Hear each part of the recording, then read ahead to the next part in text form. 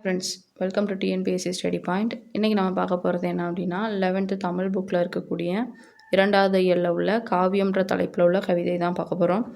இறகுகளின் தொகுதியை சிறகுன்னு சொல்கிறோம். சிறகுகளிலிருந்து பிரிந்த இறகு நிலத்துக்கும் வானுக்கும் இடைப்பட்ட பகுதியில் நிகழும் காற்றின் தீராத தழுவல்களால் மண்ணில் வீழாது தன் வாழ்வை எழுதுகிறது. வாழ்வு என்பது காவியத்துக்கான பொதுவான பாடுபொருள் அப்படின்னு சொல்லியிருக்காங்க. அதெல்லாம் ஒன்றும் கிடையாது, இனி பார்க்கலாம். லைன்ஸ் சிறகிலிருந்து பிரிந்த இறகு ஒன்று காற்றின் தீராத பக்கங்களில் ஒரு பறவையின் வாழ்வை எழுதி செல்கிறது அப்படின்னு பிரமிழ் சொல்கிறாரு. அந்த லைனை நோட் பண்ணிக்கிங்க, யார் சொன்னதை நோட் பண்ணிக்கிங்க, பிரமிழ். அப்போ தலைப்பு என்ன, எந்த தலைப்பில் அவர் எழுதியிருக்காரு? காவியம்ன்ற தலைப்பில் எழுதியிருக்காரு. காவியம், பிரமிழ். சிறகிலிருந்து பிரிந்த இறகு ஒன்று காற்றின் தீராத பக்கங்களில் ஒரு பறவையின் வாழ்வை எழுதி செல்கிறது. சரி, ஓகே, ஆத்தர் பற்றி பார்த்துடலாம். பிரமிழ் அப்படின்ற பெயரில் எழுதிய, அப்போ இந்த இது புனைப்பெயர்.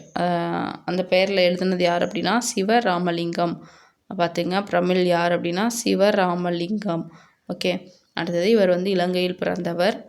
இவர் பானுச்சந்திரன், அரூப் சிவராம், தருமு சிவராம் போன்ற பல புனைப்பெயர்களில் எழுதியிருக்காரு.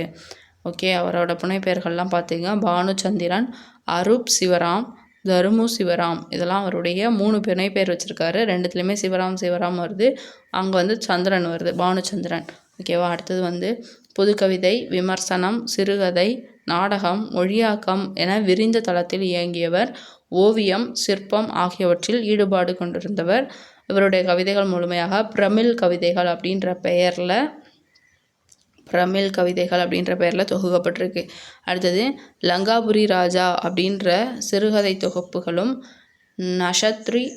நட்சத்திரவாசி அப்படின்ற நாடகமும், வெயிலும் நிழலும் அப்படின்ற கட்டுரை தொகுப்புகளும் வெளிவந்துள்ளது. ஓகே, இப்போ இன்னொரு தடவை பார்த்தரலாம். பிரமிழ் அவருடைய பேர் சிவராமலிங்கம், இலங்கையில் பிறந்திருக்காரு. அவருடைய புனைப்பெயர்கள் பானுச்சந்திரன், அரூப் சிவராம், தருமு சிவராம். அப்புறம் புதுக்கவிதை, விமர்சனம், சிறுகதை, நாடகம், மொழியாக்கம், இதெல்லாம் அவர் ஒர்க் பண்ண பிளேசஸ், பார்ட்ஸு.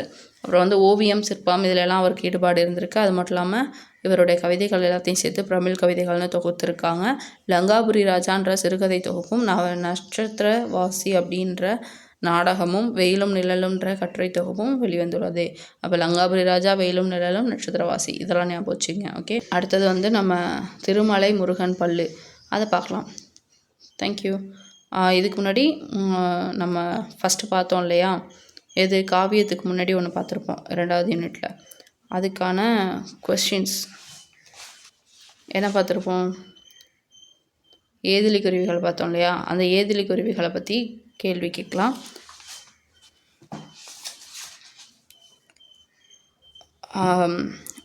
உலக சிட்டுக்குருவி நாள் என்னது, அதை கமெண்ட்டில் லீவ் பண்ணுங்கள். தகப்பன் கொடி புதினத்திற்காக எந்த ஆண்டு தமிழக அரசின் விருது வழங்கப்பட்டது? அழகிய பெரியவன் எந்த ஊரை சேர்ந்தவர்?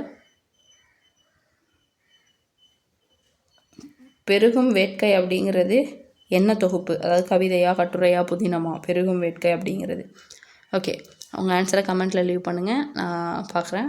Okay, thank you.